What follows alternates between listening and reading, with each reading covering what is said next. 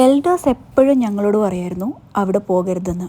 ലിസ്നേൻ്റെ വീടിൻ്റെ ബാക്കിൽ ചെറ്റേക്കണ്ടെന്ന് പറയുന്ന ഒരു പറമ്പുണ്ടായിരുന്നു. അവിടെ ചെന്നായ്ക്കളുണ്ടാവും, കിഡ്നാപ്പേഴ്സ് ഉണ്ടാവും, വേണമെങ്കിൽ ചില പ്രേതങ്ങളും ഉണ്ടാവും എന്നൊക്കെയാണ് പറയാറുള്ളത്. ശരിക്കും പറഞ്ഞാൽ അതൊരു ഐസൊലേറ്റഡ് ലാൻഡ് തന്നെ ആയിരുന്നു. അതിൻ്റെ ചുറ്റിലും വെള്ളം ഒഴുകുന്ന ഒരു തോടുണ്ടായിരുന്നു.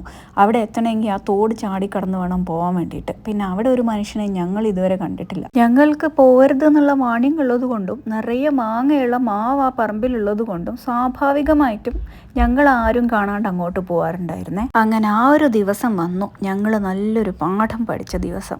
എന്നത്തെയും പോലെ ഞങ്ങൾ അന്നും അവിടെ പോയി.